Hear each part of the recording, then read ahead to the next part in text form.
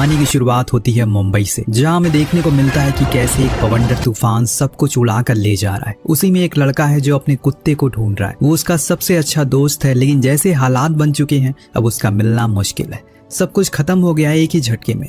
इससे भी भयानक और खौफनाक मौतें तो ब्राजील के लोगों ने सहन करी।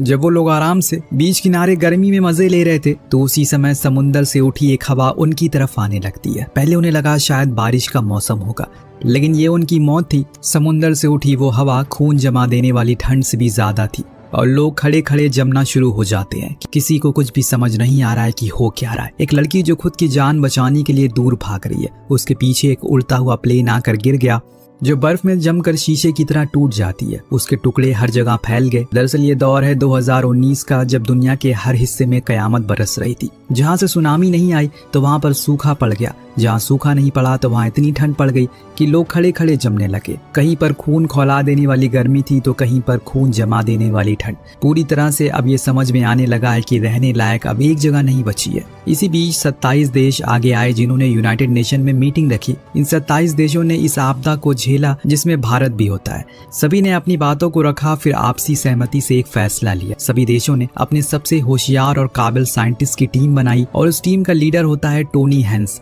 इन लोगों ने मिलकर एक फैसला लिया, वो एक ऐसी चीज बनाएंगे जो इन सभी आपदाओं को आने से रोकेगी। ये आविष्कार किसी चमत्कार से कम नहीं था।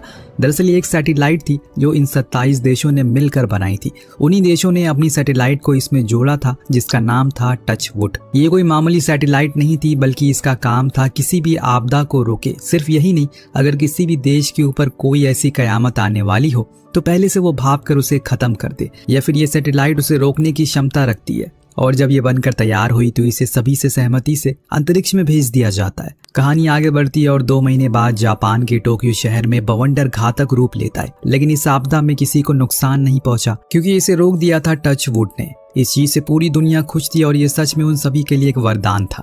जहां पूरी दुनिया खुश थी तो वहां अमेरिका इस चीज से गुस्सा था, क्योंकि टोनी ने बिना डिपार्टमेंट से पूछे टच वुड को एक्टिवेट कर दिया था, जैसे कि सारा क्रेडिट उसे चला जाता और कोई भी अमेरिका की तारीफ नहीं कर रहा था। इसीलिए आज उसे एक मीटिंग के लिए बुलाया गया, जहां पर काफी नामी अधिकारी मौजूद थे। टोनी जब अंदर पहुंचा तो वहां पर कमेटी बैठी थी जिसके कंट्रोल में ये सैटेलाइट आती है। हेड टोनी पर काफी गुस्सा थे, क्योंकि उसने उनकी इजाजत के बिना ये काम किया। उन सभी का कहना था कि वो टच वुड के राइट्स उन्हें दे दे, ऐसा इसलिए ताकि अमेरिका उसे नासा को बेच सके। फिर उसे भारी मुनाफा कमाए, पर टोनी इनकार कर देता है। उसके पास ही पूरे राइट थे, क्योंकि 90% सैटेलाइट जो प्रोग्रामिंग लगी हुई थी वो उसी के द्वारा बनाई गई थी और वो किसी तरह से अब इन लोगों के सामने झुकने वाला नहीं है। वो साफ साफ कहता है कि उसने ऐसा इसलिए किया क्योंकि उसे लाखों लोगों की जान बचानी थी। अगर वो ऑर्डर के लिए रुकता तो लाखों लोग न जाने कब मर जाते। लेकिन कमेटी को उसकी बात से कोई फर्क नहीं पड़ता, उन्हें तो सिर्फ वो राइट चाहिए थे। उस मीटिंग में मैक्स भी मौजूद था, जो जैक का छोटा भाई था, जो उसे मैसेज करके चुप रहने को बोलता है, पर टोनी झुकने वालों में से नहीं है। उसने डट के सारे सवालों का सामना किया, हालांकि इसके लिए उसे भारी खामियाजा भी भुगतना पड़ता है। कमेटी ने फैसला किया कि अब वो पूरा कंट्रोल ले लेंगे, उसे इस प्रोजेक्ट से बाहर निकाल देंगे। इससे हर कोई हैरान था कि टोनी ने सब कुछ बनाया था, अब उसे ही बाहर का रास्ता दिखाया जा रहा है। पर अमेरिका अपनी चाल चल चुका था। टोनी सब कुछ हार चुका था। वो उठकर मीटिंग से बाहर आया, जहां उसके भाई मैक्स ने उसे बोला, अगर तुम चुप रहते या फिर माफी मांग लेते तो आज ये नौबत नहीं आती। टोनी अपनी भाई के इस बात से काफी हैरान था, लेकिन बाद में उसे पता चल गया कि आखिर वो ऐसा क्यों कह रहा था। दरअसल मैक्स अपने बड़े भाई की इस कामयाबी से शुरू से ही जलता था। वो नहीं चाहता था कि उसका बड़ा भाई उसकी पोस्ट पर हो, एक ऊंची पोस्ट पर हो। इसीलिए उसने सेक्रेटरी और गवर्नमेंट दोनों इन लोगों को टोनी के बारे में भड़काया और उनके कान भर दिए, जिसके कारण उन्होंने गुस्से में आकर यह फैसला लिया और बाद में अब उसे ही टोनी की पोस्ट दे दी। जब टोनी ने यह जाना तो उसके पैरों के नीचे से जमीन खिसक गई। अब वो उसे मार भी तो नहीं सकता, वो भाई है उसका। इसी तरह से 3 साल बीत जाते हैं। कोई बवंडर, कोई सुनामी, कोई भूकंप, कुछ नहीं आया, जिससे इंसानों को एहसास हो गया कि पृथ्वी अब हील हो चुकी है। उन्होंने जो कदम उठाया था वो सब कारगर साबित हो गए। लेकिन एक दिन कुछ बहुत ही अजीब हुआ जो सभी के समझ से परे था। यूनाइटेड नेशन की टीम को काबुल के गांव से खबर मिली वहां कुछ हुआ है। पूरी टीम वहां पहुंची। अफगानिस्तान के तपते रेगिस्तान को पार करके ये लोग उस गांव में पहुंचे जहां का तापमान 50 डिग्री होना चाहिए था, लेकिन अभी वहां माइनस में तापमान है। जी हाँ, पूरे गांव के ऊपर बर्फ की बारिश हुई, जिससे जो जहां खड़ा था वहीं जम चुका है। लोगों की खड़े खड़े मौत हो गई। कैप्टन इस मंजर को देखकर हैरान थे। भला ये कैसे मुमकिन हो सकता है? आसपास सोल्जर ने जब छानबीन की तो पता चला कि ये कल रात ही हुआ है क्योंकि बर्फ अभी ताज़ी थी। फौरन प्रेसिडेंट को वीडियो बनाकर भेज दी गई। जब कैबिनेट ने इस वीडियो को देखा तो उनके भी होश उड़ गए। उन्हें लगा शायद सैटेलाइट में किसी तरह की कोई गड़बड़ी आ गई है जिसकी वजह से वो काम नहीं कर सकी। अमेरिका के ऊपर अब सभी की नजरें हैं क्योंकि वो ही इस सैटेलाइट के मालिक हैं। मैक्स बोला कि हमें किसी को जल्द से जल्द स्पेस में भेजना चाहिए ताकि वो गड़बड़ी को ठीक कर सके, पर सेक्रेटरी ने उसकी बात को काट दिया और बोला कि ये सिर्फ जैक ही कर सकता है। उसे इस सैटेलाइट के बारे में सारी जानकारी है, वो ही इसे ठीक कर पाएगा। लेकिन खुद सरकार ने उसे निकाला था तो वो उसे वापस कैसे लाएंगे। मैक्स इस चीज़ की जिम्मेदारी लेता है और वादा करता है कि वो किसी भी कीमत पर उसे वापस लेकर आएगा। बाद में हम देखते हैं कि वो अपने भाई से मिलने गया, उसे बोला कि उसे उसकी ज़रूरत है, वो टीम में वापस आ जाए, लेकिन वो उसकी बात शुरू होने से पहले साफ इनकार कर देता है। अब उसका बर्ताव अपने भाई के प्रति बिल्कुल बदल चुका था। जब से उसने वो चाल चली थी तब से वो उसे नफरत करने लगा है। लेकिन मैक्स उसे अपनी बातों के जाल में फंसा लेता है। उसका कहना था टचवुड में खराबी आ चुकी है और उससे कुछ लोग भी मारे गए, लेकिन अभी तो ये शुरुआत है। अगर इससे ज्यादा लोग मारे गए तो पूरी जिम्मेदारी तुम्हारी ऊपर आएगी क्योंकि तुमने ही इसे बनाया था। टोनी सोच में पड़ गया, पर दिल पर पत्थर रखकर बोला कि ठीक है, मैं आऊंगा। वहाँ दूसरी तरफ अमेरिकन गवर्नमेंट ने भारत को इसरो से मोहम्मद हबीब नाम के एक साइंटिस्ट को इस खराबी को चेक करने के लिए भेजा। तो उसने पूरी सैटेलाइट की जानकारी को एक हार्ड ड्राइव में कॉपी कर लिया, फिर उसे एक सेफ जगह पर ले जाकर रख दिया। परंतु जब वो एक पैसेज से गुजर रहा था उसी समय सारे दरवाजे अचानक से बंद हो गए। हबीब डर गया कि ये क्या हो गया।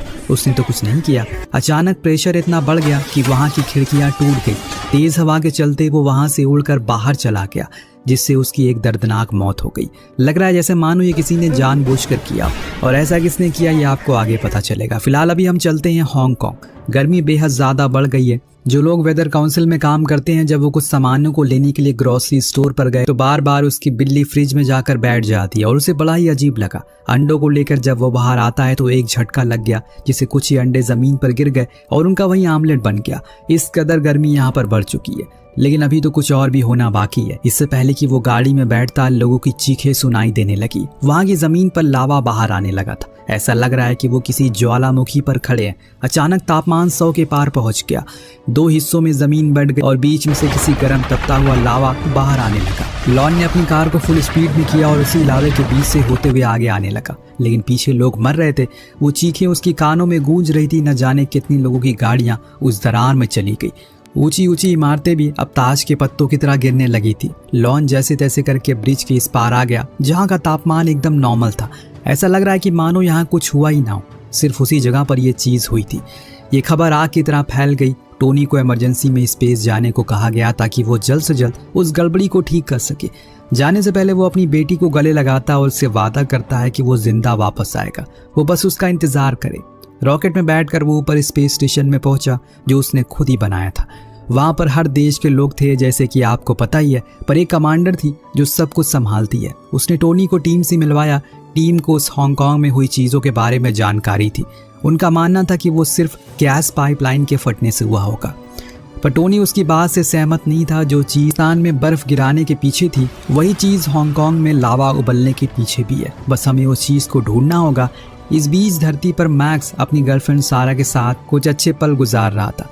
दरअसल सारा सीक्रेट सर्विस में थी और इन दोनों की मुलाकात व्हाइट हाउस में हुई थी पहली बार। अचानक तभी मैक्स के पास लॉन का कॉल आया, जिसने बताया कि जो हादसा उसके शहर में हुआ था वो किसी पाइपलाइन के फटने से नहीं, बल्कि टचवुड में जो गड़बड़ी आई है उसके कारण हुआ है। लेकिन मैंने जब चेक करने की कोशिश की तो किसी ने मेरा अकाउंट ही डीएक्टिवेट कर दिया। ये सुन मैक्स हैरान रह गया। जब उसने अपना अकाउंट चेक किया तो उसके साथ भी यही सेम चीज़ थी। उसे लगा शायद ये सरकार के किसी अंदरूनी आदमी का काम होगा, जो गड़बड़ी को छुपाने के लिए सब कुछ कर रहा था।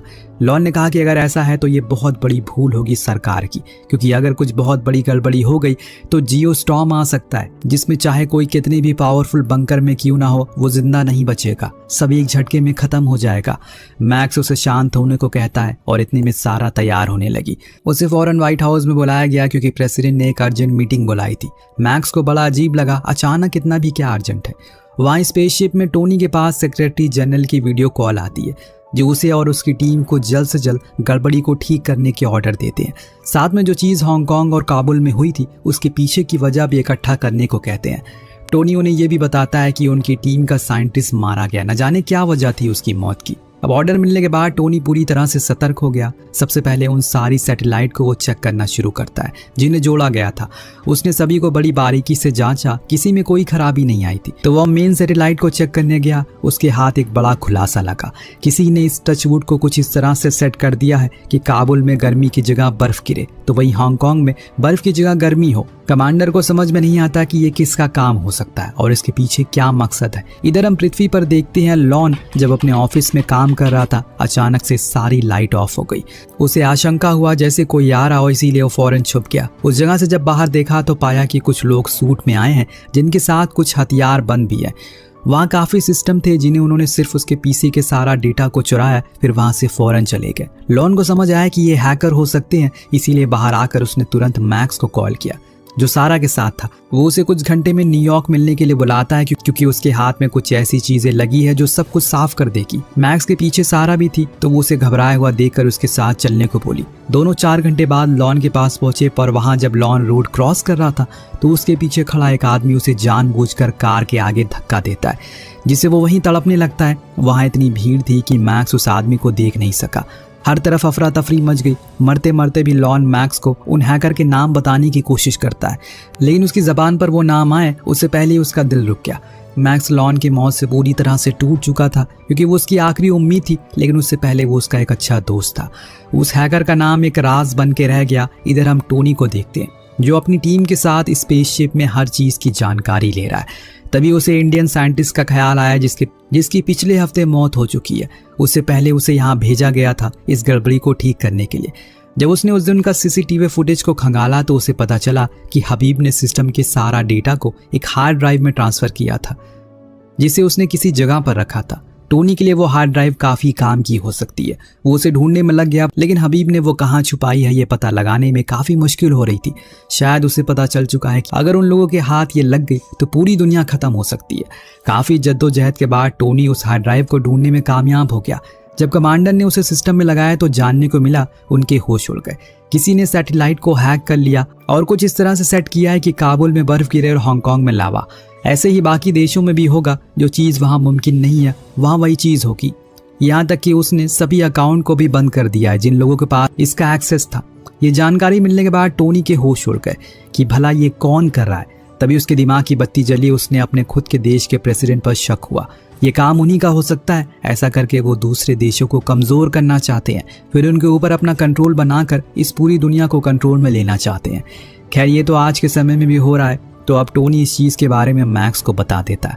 हालांकि उसे प्रेसिडेंट वाली बात पर तो यकीन नहीं था, लेकिन हैकर वाली बात पर उसे भरोसा था क्योंकि लॉन भी कुछ ऐसा ही बोलने की कोशिश कर रहा था। वो अपनी एक खास मित्र के पास पहुंचा जो एक काबिल हैकर थी। अब मैक्स ने उसे अपना अकाउंट जो फिलहाल उसके कंट्रोल में नहीं था, लेकिन जितनी भी चीजें उसके एक्सेस में थी उसे देखने के बाद वो साफ साफ कह देती है पूरे टचवुड को हैक कर लिया गया है। किसी ने इसके अंदर एक खास किस्म का वायरस डाला है जिसे अब सॉल्व कर पाना बेहद मुश्किल होगा। हो सकता है कि अब बहुत देर हो जाए। लड़की ने बताया कि ये किसी पॉलिटिकल पावर का हाथ है क्योंकि ये काम आम इंसान तो कभी नहीं कर पाएगा। मैक्स को ये समझने में देर नहीं लगती कि जिस चीज को किसी समय में इंसानों को बचाने के लिए बनाया गया था वो अब एक भयानक हथियार में तब्दील हो चुकी है। टोनी ने जो कुछ भी कहा था सब कुछ सच निकला। वहाँ टोनी के लिए मुश्किलें बढ़ती जा रही है क्योंकि अभी उसके पास एक नोटिफिकेशन आई है जिससे पता चला है कि अब टचवुड के ऊपर कंट्रोल उसका खत्म हो चुका है। यहाँ तक कि जो उसमें 27,000 छोटी छोटी मिसाइल लगी है उसे भी वो कंट्रोल नहीं कर सकता। मतलब अब साफ है तबाही आने वाली है और जल्दी ही आने वाली है। टोनी ने फौरन मैक्स को वीडियो कॉल करी और सारी चीजें समझाने की कोशिश करी। वो साफ कहता है कि इसका अभी सिर्फ एक ही उपाय है, उसे इस पूरे टचवुड को रीसेट करना पड़ेगा। ये मुमकिन ही नहीं है क्योंकि इसके लिए उसे प्रेसिडेंट की 10 उंगलियों के प्रिंट चाहिए और रेटिना स्कैन भी चाहिए। उसके बिना वो सैटेलाइट में कोई बदलाव नहीं कर सकता। पर टोनी ने बताया कि अभी तो ये मुमकिन नहीं है क्योंकि प्रेसिडेंट दौरे पर गए हैं। और जब उसने कहा कि टोनी को पूरा यकीन हो गया इसके पीछे प्रेसिडेंट का ही हाथ है क्योंकि ऐसे समय पर उन्हें कौन से देश के दौरे पर जाने की जरूरत पड़ गई जब सभी देश खुद अपनी चीजों से परेशान है। टोनी मैक्स का साथ देने को राजी हो जाता है। वो प्रेसिडेंट की हर छोटी छोटी चीजों पर नजर रखने लगता है। उसने सारा सभी मदद मांगने की कोशिश करी, लेकिन वो ये कहकर इनकार करती है कि उसे उसके भाई पर जरा भी भरोसा नहीं है। वो उसके लिए अपनी नौकरी दांव पर नहीं लगाएगी।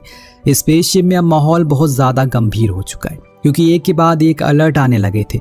और सबसे पहला अलर्ट जो हमने देखा वो था रियो डी जनेरियो यानी कि ब्राजील, जहां लोग आराम से सनबाथ ले रहे थे कि तभी उनके सामने समुद्र पर एक ठंडी हवा का झोंका आया। ये हवा इस कदर ठंडी थी, जो लोग इसकी चपेट में आए वो सब मारे गए। तो वहीं एक तरफ मैक जो अब सीधा फ्लोरिडा पहुंचा, जहां प्रेसिडेंट की इलेक्शन स्पीच थी। हजारों की तादाद में लोग वहां मौजूद थे, सारा भी वहां थी। अब मैक्स ने सेक्रेटरी को पकड़ा और उसे विस्तार में बताया कि अब टच वुड कोई वरदान नहीं बल्कि एक हथियार बन चुका है। हमने उसे ऊपर सारा कंट्रोल खो दिया है, पूरी दुनिया के ऊपर तबाही का खतरा है, जल्दी सब कुछ खत्म हो जाएगा। सेक्रेटरी को उसकी बातों पर यकीन नहीं था, लेकिन जब मैक्स ने सारा डेटा दिखाया तो उसके होश उड़ गए, उसके चेहरे के हाव भाव बदल गए। उसने ये तक कह दिया कि ये सब अनजान ने नहीं बल्कि जानबूझकर किया जा रहा है, इसके पीछे किसी बड़ी पॉलिटिकल पावर का हाथ है। सेक्रेटरी ने हैरानी से पूछा कि आखिर तुमने ये सब कैसे पता चला। उसकी ये बोलने की देरी थी कि तब तक मैं समझ चुका है कि ये ही लोग इन सब चीज़ों के पीछे हैं, और खुद सेक्रेटरी भी समझ चुका था कि अब मैक्स उनके लिए बहुत बड़ी परेशानी बन चुका है। उसे रास्ते से हटाना होगा और इसीलिए वो उसे बातों में उलझा कर एक कमरे में ले गया।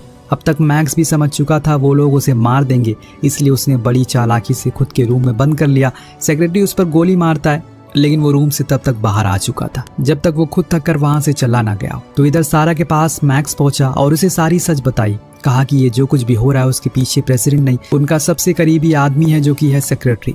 वो किसी भी तरह करके प्रेसिडेंट को मारकर खुद उनकी कुर्सी पर बैठना चाहता है। अब सारा को यकीन हो जाता है, इसीलिए वो जाकर उस हॉल में हवाई फायरिंग करती है, जिससे कि पल भर में वहां का माहौल बदल गया। वो एक सीक्रेट सर्विस की ऊंची पोस्ट पर थी, इसीलिए उसकी सारी जिम्मेदारी थी प्रेसिडेंट की सेफ्टी। वो उन्हें वहां से बाहर निकालकर पार्किंग में खड़ी एक टैक्सी में बैठा देती है।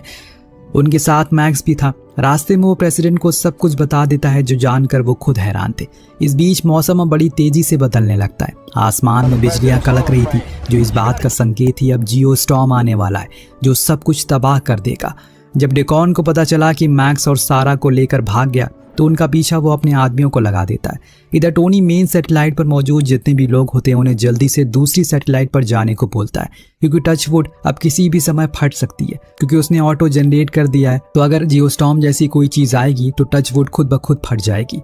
इस हलचल के दौरान उसे पता चल जाता है कि ये वायरस किसने डाला। ये काम इसी स्पेसशिप में मौजूद एक इजराइल साइंटिस्ट का था, जिसको डेकॉन ने $4 बिलियन दिए थे। ये काम करके तो टोनी फौरन उसके पास पहुंचा। उससे पता चल गया इसे सच पता है, इसीलिए उसने उसके ऊपर बंदूक तान दी। दोनों के बीच में लड़ाई होने लगती है। टोनी ने उससे पूछा कि भला तुमने क्या मिलेगा करोड़ों लोगों को मारकर। तो उसने कहा कि वो अपने देश के लिए कर रहा है, ताकि डेकॉन जब प्रेसिडेंट बने तो अमेरिका और इजराइल दोनों ही इस दुनिया पर मिलकर राज करे। अचानक तभी वहां एक खिड़की प्रेशर से फट जाती है और वो लड़का हबीब की तरह मारा जाता है। कमांडर को जब पता चला कि अब कोई चारा नहीं है, तो उसने टोनी से पृथ्वी पर चलने को कहा, ताकि वहां जाकर वो वहां के हालातों को ठीक कर सके। लेकिन टोनी ने कहा कि वो यहीं रुकेगा और इस टच वुड को ठीक करेगा। इसे उसने ही बनाया था, अब वो इसे ठीक कर कर रहेगा। तुम लोग जाओ। कमांडर अपनी पूरी टीम के साथ वहां से चली गई। इधर पृथ्वी पर डेकॉन अब अपने लोगों के साथ प्रेसिडेंट की कार के सामने आ गया था। उसका एक आदमी बंदूका लेकर तैयार था। इतने में पीछे से सारा आ गई। उसने डेकॉन को बंदी बना लिया। वहां प्रेसिडेंट अपनी पूरी फोर्स के साथ आते हैं और डेकॉन को मौत की सजा सुनाते हैं, क्योंकि उसने जो किया वो देशद्रोह था। इसके बाद मैक्स प्रेसिडेंट को लेकर वहां जाते हैं, जहां टचवुड का सारा सिस्टम था। प्रेसिडेंट वहां अपनी रेटिना और अपने फिंगरप्रिंट स्कैन करते हैं, लेकिन तब मैक्स बताता है कि अब इसका कोई फायदा नहीं है। उसने खुलासा किया कि उसने इस सैटेलाइट को इस तरह से डिजाइन किया था कि अगर कोई बड़ा खतरा आएगा तो वो पहले ही ब्लास्ट हो जाएगी। तो अब वो 8 मिनट में ब्लास्ट हो जाएगी, परंतु एक परेशानी है, जियोस्टॉर्म अगले 4 मिनट में आएगा। कमांडर ने भी स्पेसशिप को नहीं छोड़ा। दोनों मिलकर टचवुड को ठीक करने में लग गए। लेकिन अब दुनिया में तबाही का मंजर चालू हो गया था। टोक्यो में बर्फ के गोले बरसने लगे थे। मुंबई में बवंडर आ रहा था, जो सब कुछ उड़ा ले जाएगा।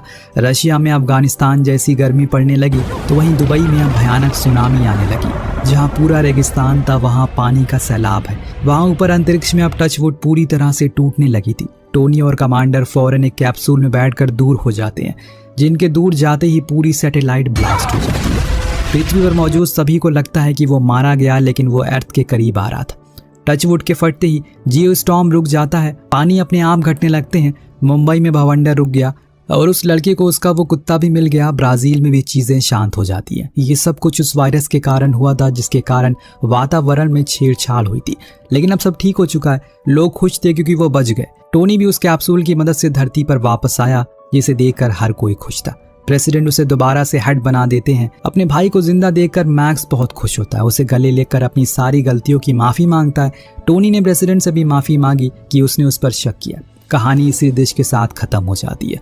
दोस्तों, आज नहीं तो कल कभी न कभी कयामत आएगी और तब ना ही इसे अमेरिका रोक पाएगा और ना ही भारत। चाहे कितनी भी ताकतवर इंसान क्यों ना हो, मौत उसके दरवाजे पर दस्तक जरूर देगी। तब तक के लिए अपने कर्मों को सुधारना है ताकि मरने के बाद ज़्यादा तकलीफ ना हो आपको।